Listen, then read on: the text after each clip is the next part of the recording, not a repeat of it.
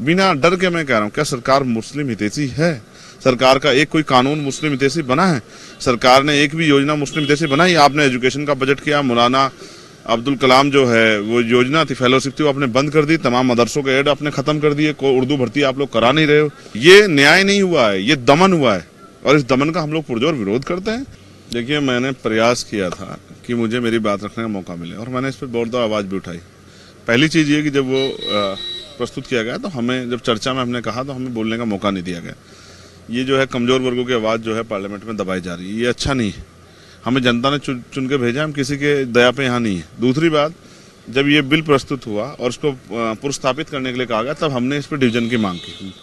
हमने और हमारे साथियों ओवैसी जी ने, तमाम लोगों ने मांग की कि भाई इस पर डिवीजन हो, लेकिन पार्लियामेंट को ओवर रूल करके जो है और उसको जो है उस पर उसको जेपीसी में भेजा गया। सवाल ये है, मेरे आज भी याद है, शहीद आजम सरदार भगत सिंह ने कहा था कि किसी भी जज द्वारा जो फांसी की सजा सुनाई गई, अगर उसके पीछे उसकी नीयत हटा ली जाए तो उस जज में और हत्यारे में कोई ज्यादा फर्क नहीं होगा। मैंने पार्लियामेंट में सुना, सरकार ने कहा, स्पीकर भी थे और सरकार के मंत्री भी बोल रहे थे, सरकार के एमपी भी बोल रहे थे कि हम अगर सरकार में आए तो विचारधारा के आधार पर सरकार में आए हैं, तो जिन महान पुरुषों की विचारधारा को हम लोग मानते हैं उन्हीं के अधूरे लक्ष्यों को पूरा करेंगे। क्या सरकार, हमें सोचना है, बिना डर के मैं कह रहा हूँ, क्या सरकार मुस्लिम हितैषी है? सरकार का एक कोई कानून मुस्लिम हितैषी बना है?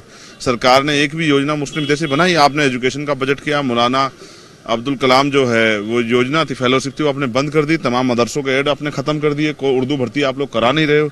तो ये जो सरकार है, कहीं से भी मुस्लिम हितैषी नहीं, और मुस्लिम हितैषी होने का दावा करने वाली सरकार को जवाब देना चाहिए कि आपने संविधान को किस तरह से ओवर रूल किया, आर्टिकल 13-14 का वायलेशन कर दिया, 25 से लेकर 28 तक जो मूल अधिकार उनका वायलेशन कर दिया। आप संविधान विरोधी काम करोगे और हम हाथ पे हाथ धर के बैठ रहेंगे, ये तो नहीं होगा किसी भी कीमत पे। कल कोई आके खड़ा कर देगा, आपने जो है सर्वे जो है कमिश्नर को नजरअंदाज कर दिया, आपने ये सारी पावर जो है एडमिनिस्ट्रेशन को दे दी, जिलाधिकारी को दे दी। आप ये जानते हैं और मैं भी जानता हूँ, हमने सरकारें देखी है, जिलाधिकारी वो है जो सत्ता के हिसाब पे कार्य करता है, सत्ता के आधार पे कार्य, सत्ता के ऑर्डर को मानता है। जब ये सब होगा तो कैसे न्याय मिल जाएगा?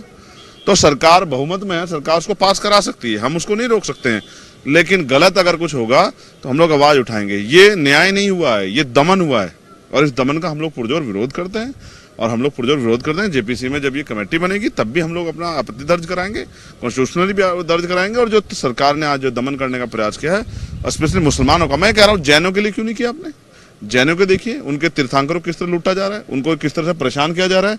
आप उनके लिए भी जो है इलेक्शन के बोर्ड बना देते, लेकिन आपकी निष्ठा क्या है? आपकी निष्ठा यह है कि मुसलमानों को कमजोर किया जाए। इस निष्ठा से आप काम कर रहे हैं। इसका खामियाजा बंटवारे के रूप में हमने पहले भी महसूस किया है और पहले ये दर्द सहा है देश ने। मैं नहीं चाहता हिंदू मुसलमान तमाम तरह पॉलिटिक्स, मुद्दों की पॉलिटिक्स हो। और आप इतने हितैषी, तो बताओ आपके कितने मेंबर ऑफ पार्लियामेंट है मुस्लिम? कितने मुसलमानों को मंत्री बनाया? कितने? मैं उत्तर प्रदेश से आता हूँ, शायद एक भी इंस्पेक्टर चार्ज पे नहीं है मुसलमान। मुझे लगता है एक भी एसएसपी जो है चार्ज पे नहीं होगा मुसलमान। तो सच ये है कि आपकी नीयत क्या है, आपकी नीयत से स्पष्ट होता है कि आपकी नीयत मुसलमानों के पक्ष में नहीं।